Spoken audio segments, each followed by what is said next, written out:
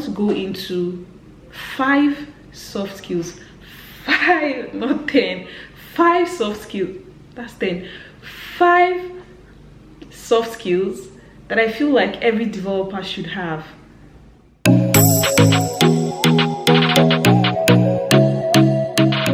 Hi everyone, and welcome back to my YouTube channel. If this is your first time joining me, my name is Gift Egwenu and I'm a front-end developer and also a content creator. I do YouTube videos, I write blog posts, and so on and so forth. Anyway, so the main idea for doing this video, or the reason behind me doing a new video, is because I wanted to talk to my viewers about soft skills for software developers. I feel like this topic is not a topic that is usually discussed. People mostly talk about tech skills. What tech skills should you learn in 2020? There are usually videos like that telling you, oh, you should learn this you should learn all the list of all these tech skills in 2020. You should do this, you should do everybody keeps talking about the tech skills. But to be very honest, I feel like people need to also pay more attention to the other side, which is the soft skills. So if you're not aware of the Pluralsight free April, this is something that I'm currently doing this month, taking advantage of the platform to learn new things. So this week I focused mostly on soft skills, things that would enhance my career, that are not basically related to me learning a new language. Or I know I said I was going to learn a new language, but this is actually different. This is me leveling up on different areas, like the soft skills areas. Let me walk you through some of the courses that I took on Pluralsight that helped me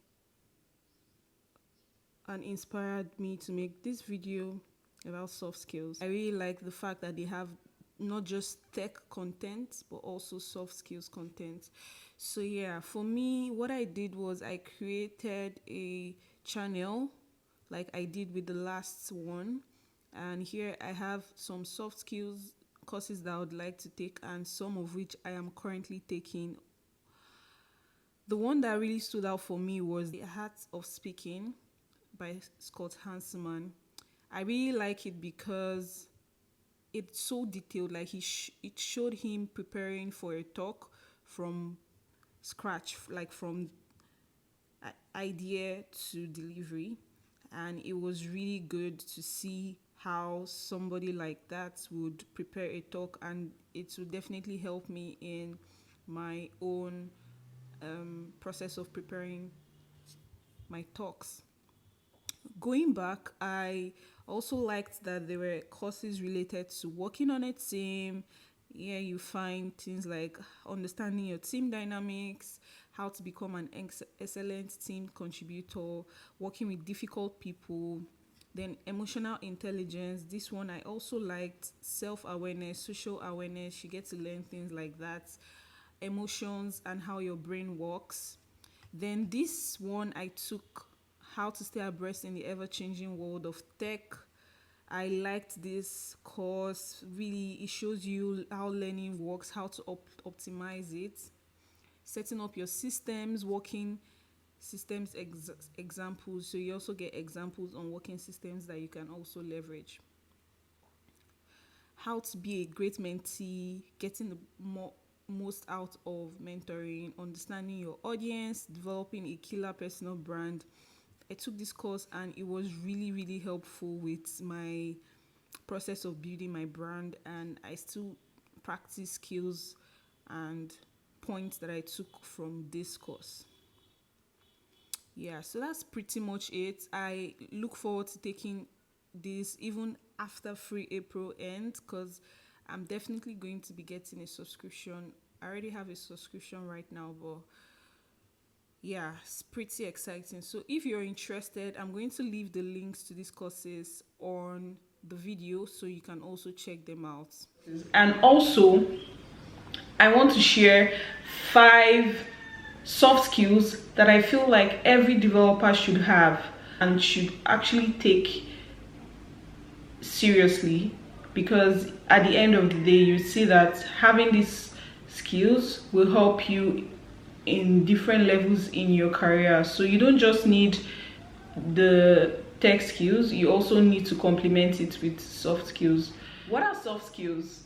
Soft skills are personal traits or habits that shapes how you work on your own and also how you work with others. So it shapes your connection and your relationship with how you work with people and also how you work on your own. Why do you have to have soft skills? Why should you be bothered? You can just do your work and you'll be fine. But the honest truth is, soft skills is an integral part of any developer skill set, and people should also pay as much attention to it as possible. A lot of people just focus on grooming the technical skills parts and they don't pay so much attention to the soft skills, forgetting that these two things needs to be balanced. They need to be on a scale and they need to be balanced. Why do I say this? I say this because I'll give you an example.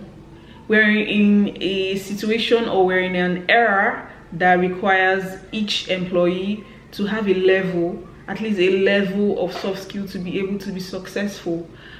Now, taking the current lockdown situation into consideration, a lot of companies and employees have moved to remote work.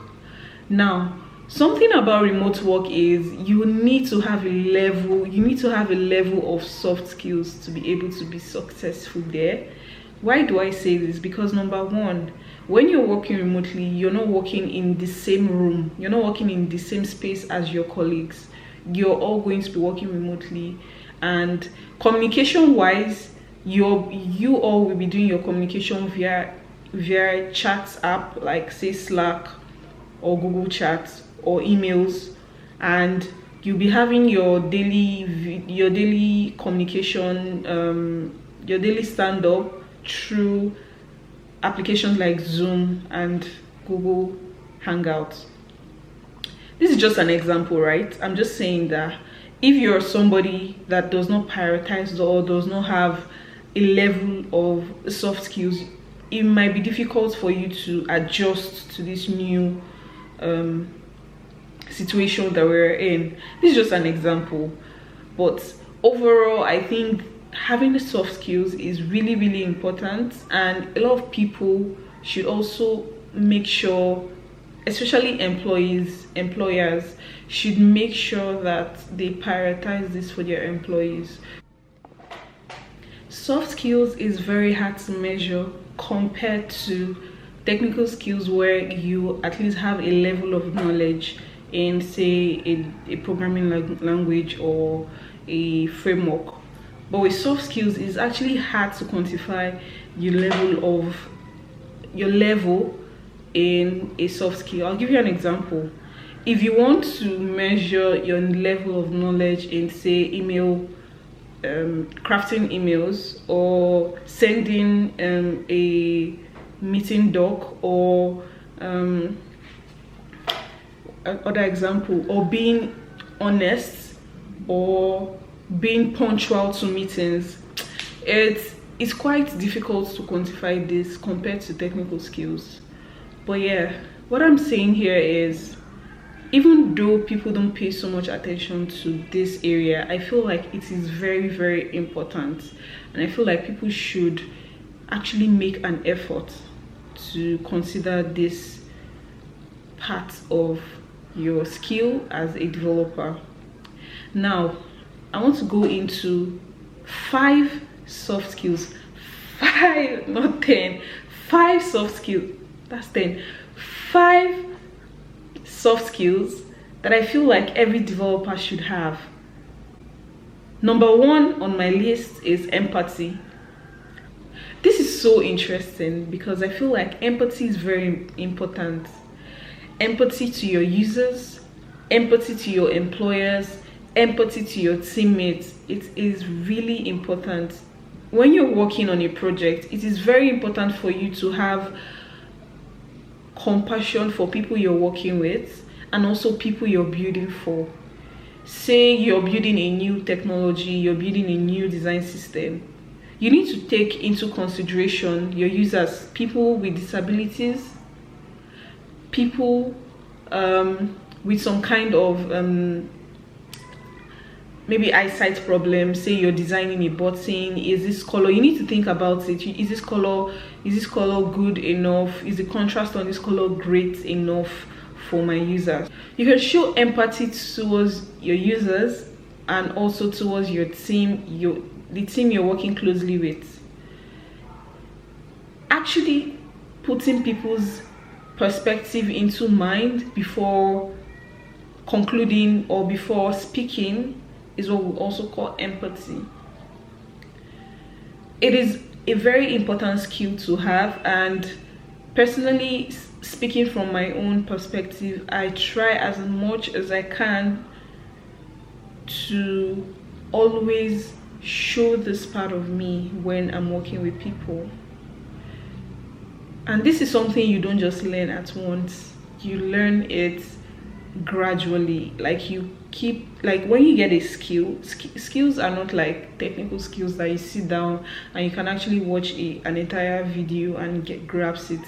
You need to do this with practice, and with practice you get to see your improvements. So by practicing empathy in your work, you get to improve that soft skill, you get to improve that skill, right?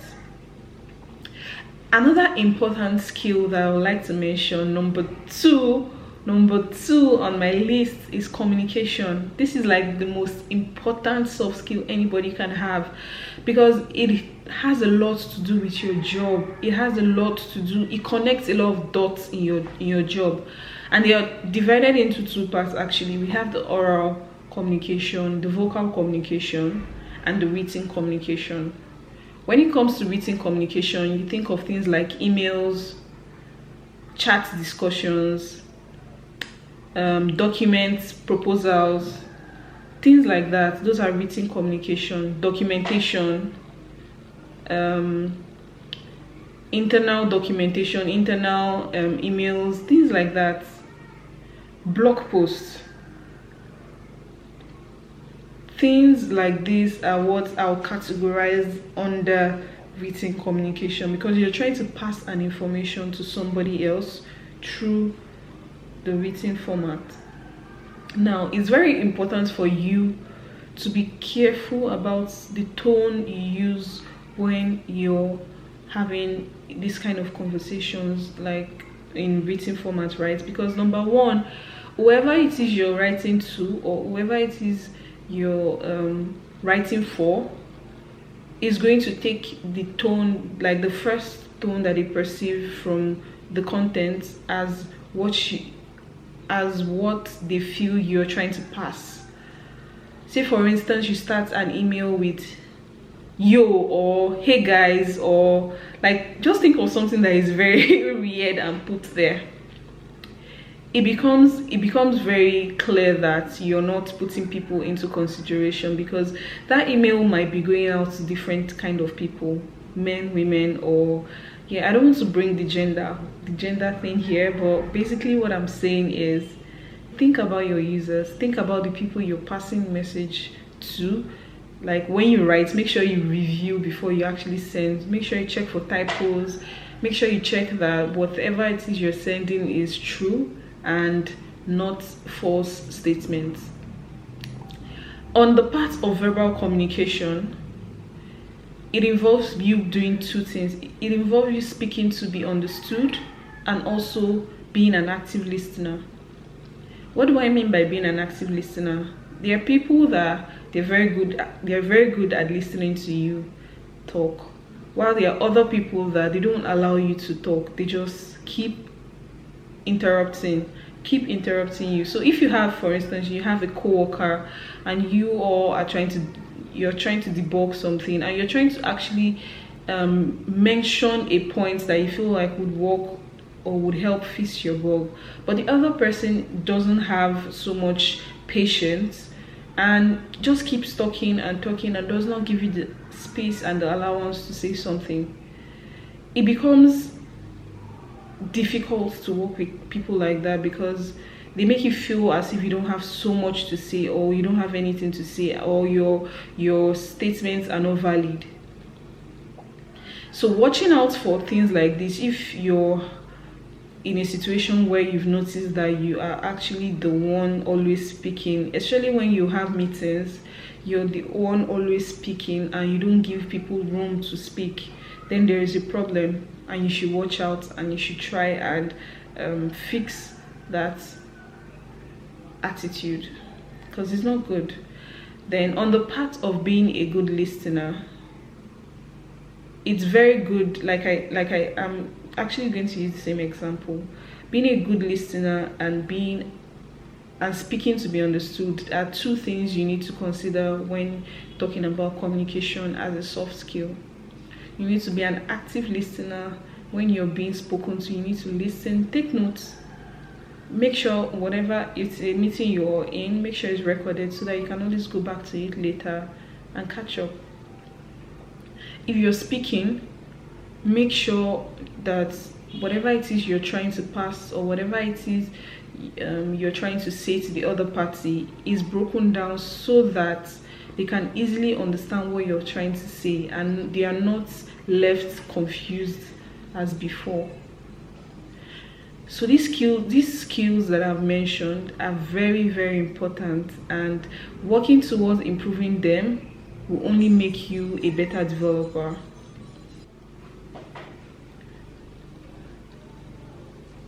Another important soft skill that I feel like developers should be actively trying to improve or get is problem solving.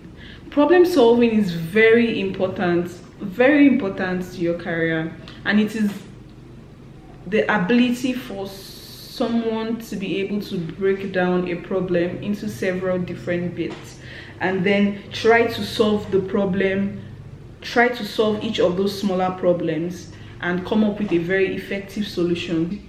By doing this, you prioritize optimization and make sure that the problem gets solved through the best means.